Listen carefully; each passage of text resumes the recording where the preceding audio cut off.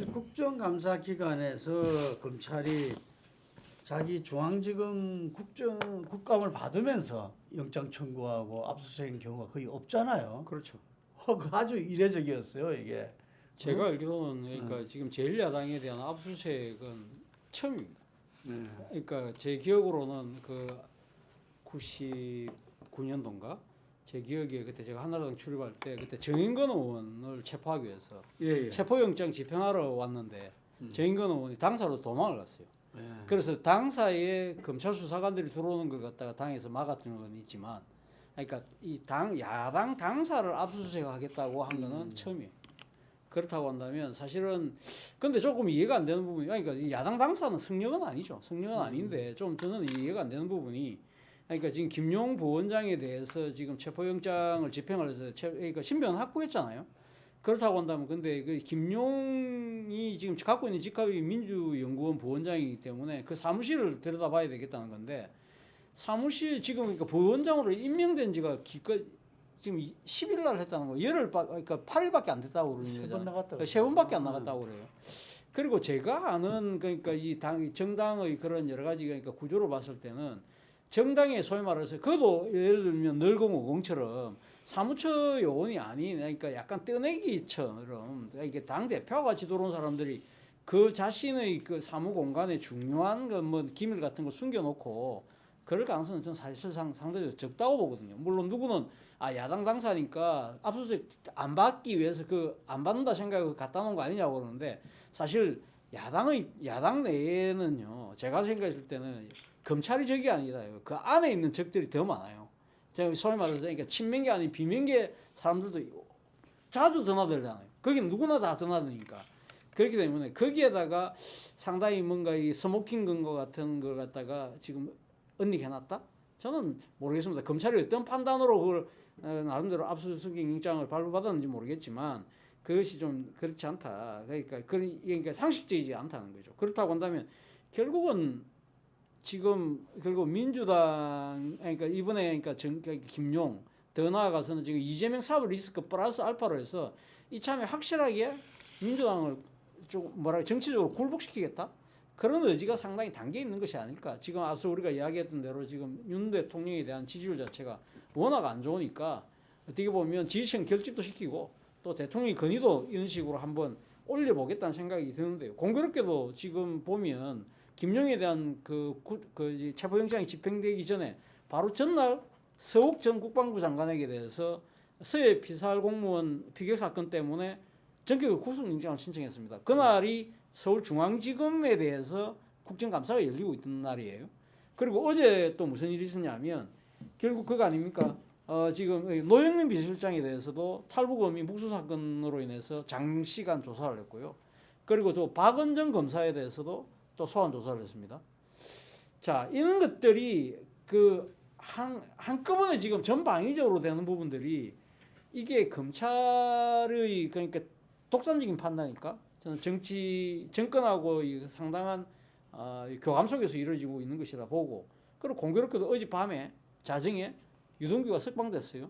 그렇다고 한다면 유동규 석방 자체도 상당히 이례적이다. 아주 주요 혐의자를 물론 두 번이나 구속 연장을 했기 때문에 그렇게 더 이상 구속 연장 안 했다고 하지만 사실 검찰 입장에서는 유동규를 잡아두는 게 훨씬 편하죠. 그렇다고 한다면 어떤 식으로든 여러 또 별건을 만들어서라도 잡아넣었을 건데, 그렇지 않고 석방시켰다는 이야기는 뭔가 유동규의 열을 열면서 상당히 아마 이재명 대표에 대한 아마 뭔가를 할 수 있는 그 분명히 확보했을 거다. 그렇다고 한다면 이 모든 것들이 검찰이 자신감으로 어제 야당 당사에 대한 압수수색으로 그러니까 이어졌는데, 근데 결국 저는 검찰이 일종의 패착을 떴다고 생각하는 것이요. 사실 어제 김용이 체포영장이 그러니까 체포됐다는 이야기가 들렸을 때마다 민주당 내에서의 분위기는 상당히 신중론이었습니다. 그런데 어제 민주당 당사에 대한 압수수색 영장이 발부가 됐고 거기에 대해서 집행을 하려고 하니까 민주당이 이제 결사투쟁으로 넘어가는 상황이거든요. 그렇다고 한다면 검찰이 상당히 야당에 대한 압수수색은 저는 상당히 좀 어떻게 보면 정치적으로 잘못된 판단을 한 것이 아닐까 하는 생각이 들고, 자, 결론적으로 어떻게 되느냐 하면 결국은 지금 야당을 이렇게 일종의 정치적으로 상당히 이렇게 아주 전면적 공격을 하는 부분들에 대해서 사실 어떻게 보면 이재명의 사법 리스크라는 차원에서 본다고 한다면 사실 이재명을 약간 도와주는 측면도 있다 하는 생각도 든다는 겁니다. 저는 이렇게 봅니다. 분명히 윤석열 검찰이 이재명에 대해서 사법 처리를 하려고 작정을 하고 정치적으로 하고 있죠. 근데 지금 민주당이 야당 당사에 대해서 영장 집행한다라는 부분, 그것도 뭐 지금 뭡니까? 민주당 정책연구원 부원장이에요. 그게 압수수색 영장이죠. 근데 2006년 4월 1일 날 보면 노무현 정권 때 최동욱이가 부장검사인 데서 영장을 발부해가 그때 야당이었던 하나가 민주당에 대해서 구속영장을 집행하려 해서 그때 막 민주당원들이 막 다 맞고 나서고 가스통 들고 난리가 났던 적이 있어요. 며칠을. 자, 한번 봅시다. 한국 정치에서 흔히 집권 여당에서 야당한테 상투적으로 행하던 그런 짓을 반복하고 있는 거예요. 그렇지 않습니까? 결국 하나갑은 이것 때문에 구속되어서 감옥살이 한 게 없어요. 그 하나갑 야당 대표가요. 그렇게 본다 하면 이런 일들이 이게 뭐 정치적으로 옳으냐 그러냐라는 도덕적 관점에서는 옳지 않다 이렇게 보지만은 한편으로 이런 일들보다 더한 일들도 과거에 지금 피해를 보고 있다라는 지금 그 민주당의 전신에서 자기들이 집권할 때 자행되었던 일이라는 겁니다. 그렇기 때문에 이 일에 대해서 제가 볼 때 객관적으로 이런 무리가 결국 뭐 민주주의를 망친다 이렇게 보기보다는요. 제가 봤을 때는 이런 일의 실질적인 결과가 어떻게 나타날 거냐라고 봐야 되는데 제가 볼 땐 이재명은 제가 볼 때 이런 수를 두는 정권의 내용 그리고 심지어 뭐 청와대하고 검찰하고 뭐 자기들은 상의 안 했다 하지만 나는 보고받고 다 알았을 거라고 봐요. 그런 관점에서 봤을 때 이재명이 이 사법 리스크를 못 피할 거라고 내 보고 있어요. 자, 역대 검찰총장이 대통령이 된 적도 없고 검찰이 이렇게 일사불란하게 움직여서 지금 조사한 적도 없고 또 이재명 스스로가 이런 부분에 굉장히 허술하게 흘리고 다닌 것도 사실이에요. 근데 민주당이 이걸 갖다가 전체가 하나가 되어서 이재명을 막자고 나선다. 과연 진짜 친문의 속셈도 그런 것일까? 민주당이 다 그래 생각할까? 저는 그저 전재수 발언이 그냥 나온 게 아니라고 봅니다. 그래서 뭐 갈치니 뭐니 했었는데 민주당은요 이 사안에 대해서 뭐 저 막는 거는 그럴 수 있어요 충분히 야당이 그러면 들어온다면 막고 해야지 뭐 그걸 하고 가라고 하면 야당이 아니니까 그렇지만 그걸 넘어서서 어디까지 이재명을 막을 것인가 그럼 이재명이 만약에 뚫히면 그때는 뭐라 할까 이 영장도 판사가 다 반 거 아닙니까 지금 체포영장 그 압수수색 영장이나 김용 체포영장도요 그러니까 민주당이 이재명에 대한 부분에 대해서 정치적으로 지지하건 안 하건 하나 되어서 막는다라는 논리는 저는 그건 아니다 이렇게 봅니다. 그래서 보면은 유동규가 그 구속 정지돼서 나왔잖아요. 그럴 때 이제 검찰이 만났다 이거지. 그 전에 그래가지고 유동규가 김용한테 뭐 8억이라는 돈을 이렇게 그때가 그 대선 경선할 때죠. 예, 4월부터 8월까지. 캠프 예. 부본부장이었다 그러는데 줬다 뭐 이런 말도 있고 한데 그 대변인 김의겸 의원이 그런 말을 했어요. 양쪽 주장이 다 있기 때문에 지금 뭐라고 이야기할 수는 없다. 좀 이례적인 그거라고 봤어요. 그 오늘 이야기. 이재명 대표 그 해명 자체가 재밌잖아요. 의총했죠. 의총에서 그러니까 나는 이론도 쓴 적이 없다 이야기는 그러니까 이제 김용을 결배가 믿는다고는 이야기는 하지만 쉽게 말해서 김용이 수사 받았다 하더라도 나한테는 그러니까 이제 나는 그런 돈을 쓴 적이 없다는 식으로 꼬리를 자르는 셈인데 아마 제가 생각해서는 그래요. 그러니까 지금 유동규만 그 진술을 한 게 아니고 지금 남욱에서 그 다음에 정민용 변호사로 가서 그 다음에 유동규로 해서 갔다는 거 아니에요. 그렇다고 한다면 검찰은 지금 남욱 정민용 이 두 명의 진술도 지금 다 확보하고 있는 거예요. 확보하고 있기 때문에 제가 생각했을 때는 검찰이 체포영장을 저렇게 신청해서 그러니까 발부받았다는 이야기 자체는 제가 생각했을 때는 세명 있잖아요. 이 세 명은 아마 법정에서 똑같은 진술을 일관되게 할 가능성이 높아요. 그러면 김용은 8억 그 부분은 빠져나갈 수가 없다. 문제는 검찰의 입장에서는 이 8억이 그러면 이재명한테 간 부분을 입증을 시켜야 되는데 거기에 대한 스모킹건이 민주당 당사에 있다고 생각한 것 같아요. 그래서 그걸 압수하려고 한 것 같은데 어쨌든 근데 지금 이제 아까 제가 처음에는 그러니까 지금 신중론에서 그러니까 민주당이 결사 투쟁론으로 바뀌었기 때문에 상당히 그러니까 검찰 입장에 똥볼 차는 셈이 되긴 하지만 그렇다고 하더라도 이재명이 사실은 이 사법 리스크를 빠져나가기는 저는 결국은 쉽지 않을 거라고 봐요. 지금 공직선거법 위반으로 걸려 있는 부분도 저는 유죄가 될 가능성이 상당히 높고 그거 말고 지금 쌍방울 수사도 있잖아요. 그 성남 FC 수사 있죠. 그리고 백현동 수사 있습니다. 이런 부분 지금 산 넘어 산이거든요. 그렇기 때문에 민주당 이재명 대표 입장에서는 정말 위기입니다. 예. 재판은 진행되고 시작됐죠. 이제 네. 시작됐는데 제가 홍 소장한테 하나 물어볼게요. 많은 사람들이 이런 이야기를 합니다. 아까 반 이하로는 안 떨어졌다지만 윤석열 대통령의 지지 떨어진 부분들이 민주당 지지층으로 흡수를 되지 못하고 있다. 이게 그래서 뭐 어떤 조사에서는 민주당 지지가 조금 높은 부분도 있었지만 대체로 보면은 같거나 국힘이 높거나 뭐 이런 조사들이 더 많았거든요.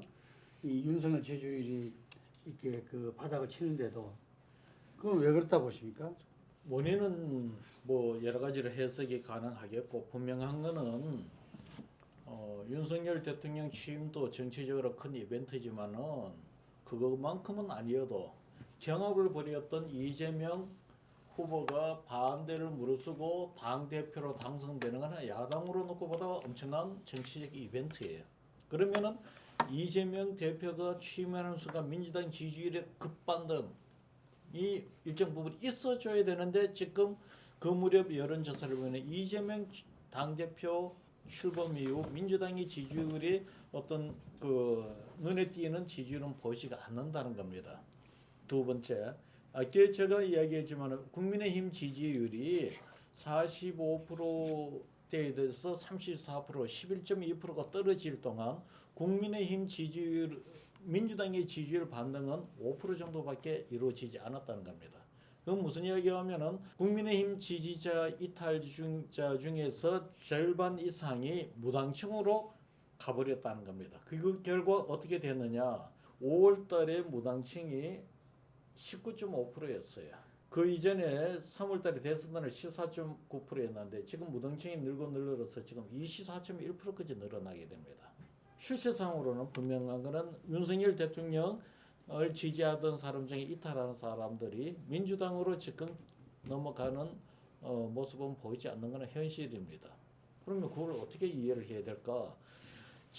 아까 이야기했지만 윤석열 대통령 이 대통령실은 뭔가 전략적 판단을 한 것 같다. 중도층은 포기한 게 아니고 선후 관계에서 후를 본 것 같고 그러면 그렇다면은 후로 봤다면은 중도층은 더더욱 유동층화가 될 수가 있었을 텐데 국민의힘이 민주당이 끌어갈 수가 있어야 됩니다. 사실상 지난 대선에도 윤석열 대통령이 중도층을 일정 부분 그 공약이 성공했던 것은 법치, 공정, 상식이 통하는 정상적 사회를 이야기를 했습니다. 그런데 그거를 지금 이행을 못하고 있다고 비판을 받고 있죠. 그러면 역으로 뒤집어서 민주당이 그거를 지금 그런 모습을 보여주고 있느냐? 전혀 그렇지가 않다는 거죠. 저는 맥락은 어떠하든 당대표가 지금 법적인 그 이슈에 복판에 서 있고 그 외에 정치적 행위를 놓고 보면 협상이라든가 어떤 그런 부분들은 전혀 지금 보이지가 않고 있다 보니 윤석열 대통령이 실현하지 못하고 있는 법치 공정 상식이 민주당도 똑같은 국민들한테 충족시켜주지 못한 모습으로 보이다 보니 그것이 윤석열 대통령의 하락 또는 국민의힘 지지율의 하락이 민주당으로 가지 않고 있다고 봅니다. 어제 보면은 농해수위에서 민주당이 양곡 관리법 개정안을 단독 처리했습니다. 이번 국회 정기국회 임하는 민주당의 어떤 대응이 이제 좀 거의 정해진 거 아닌가. 지금 이런 일련의 이런 사법 리스크, 검찰 수사 뭐 이런 것들을 갖다가 보면서 아마 이 사실상 협치의 가능성은 물 건너갔고 그래 되면 윤석열 정부가 기재위라든지 이런 걸 통해서 하려고 했던 감세라든지 부동자 3법 개정이라든지 뭐 이런 것들은 다 물건너가는 거 아닌가. 그래서 서로 간에 강대강으로 맞붙는 이쪽은 검찰 수사, 이쪽은 국회 의석수를 가지고 맞붙는 국민들이 바라볼 때는 상당히 이게 이 경제 위기뿐만 아니라 우리 정치의 위기가 오는 거 아닌가 이래 보는데요. 어때요? 저는 솔직히 이제 뭐 국민적 시선을 별 신경을 상당히 안 쓰는 단계로 갈 거라고 봅니다. 네. 왜냐하면 경제 위기로 윤 정권이 무너지거나 아니면 뭐 스캔들이 터져서 무너지느냐, 아니면 이재명을 먼저 보내느냐는 이 시간 싸움에 둘이 들어갔다고 봐요. 그때까지는 국민적 지지는 신경 안 쓰고 자기청 고정 핵심 지지층의 지지를 붙들고 가면서 싸우자, 이렇게 결정이 났다고 봐요. 그걸 뭐 우리가 예를 들어서 공자월 맹자월 하듯이 뭐 올바른 정치 이래 이야기해봤자 속이에 갱일기고, 이제 이재명이 먼저 죽느냐 윤정권이 먼저 붕괴되느냐 그 싸움, 그러니까 총을 쏴서 누가 먼저 쓰러뜨리냐, 그것만 남았다고 봐요. 아 그러면 거꾸로 이 이재명이 이제 여러 가지 사법적인 문제에 직면해 가지고 이렇게 됐다. 네. 그럼 윤석열 정부가 사나요? 저는 이제 그때는 윤석열 정부가요, 네. 제가 봤을 때는 그 나머지 이재명을 아. 제외한 민주당과 네, 개헌 협치를, 카드라든지 여러 그걸 가지 던지더라고요. 가져왔어. 일단 이재명은 빼고 정리하고 가자. 왜? 그래야 자기를 전복하고자 하는 동력은 사라진 채 서로가 협치하거나 상생할 거다, 이렇게 보고 거기에 포인트를 두고 있다고. 혹시 황 소장님 그 중진 협의체 예, 예. 지금 이제 그 김진표 김진표 의장이 의장, 예. 해가 윤석열 좋다 그러고 이번에 또 예. 이 정진석 비대위원장 또 교섭단체에서 예, 예. 또 언급하고 했는데 이게 그 역할을 할 수도 있을까요? 제가 볼 때는 한편으로요. 전체 민주당을 상대해서 다 적으로 돌리는 행위는 안 한다고 봐요. 그건 바보지요. 그러니까 한쪽에 이재명만 제거할 거니까 남은 너하고는 손잡자라는 부분에 대해서는 메시지를 지속적으로 겉으로 언론에 보도만 안 돼서 그렇지 계속 던지고 있고, 총선 전에 개헌과 관련된 이야기들도 하고 있을 거라고 저는 봅니다. 그러면서 이재명만 핀셋으로 돌이낼 건데 거기에는 가세하지 말아달라는 이런 메시지들이 가고 있을 거라고 봐요. 어떻게 보세요? 저는 그게 대표적인 이제 소위 말하는 희망적 사고라고 하는 거죠. 아니, 그러니까 윤석열 입장에서는 그렇게 생각할 수는 있겠죠. 희망적 그러나 사고. 그거 말고 희망적 사고죠. 만약에 이 지금 이재명에 대해서도 당내에서도 여러 가지, 그러니까 지금 견제구가 나오고 있잖아요. 그 전재수 발언을 비롯해서. 그렇지만 이재명이 만약에 실제 이제 정치로 실각하는 경우에 그렇다고 남은 세력들이 그러니까 윤석열 정부가 손을 잡는 순간에는 말 그대로 사꾸라가 되는 거예요. 걔네들 그러니까 남은 민주당 입장에서는 오히려 더 강한 선명성을 내걸면서 자신의 정체성을 위해서 더 투쟁할 가능성이 높다는 거예요. 윤석열과. 예, 윤석열과. 그래야만 그러니까 이게 민주당의 뭐랄까 정통성을 갖고 자기들은 살아남을 수 있다고 보는 거죠. 만약에 이재명 굿바이 아우 잘 가라 이라고 나서 윤석열 손잡으면 그거는 자기들이 빠이빠이가 되는 거예요. 근데 저는 상당히 아까 소기의 경일기라고 했잖아요.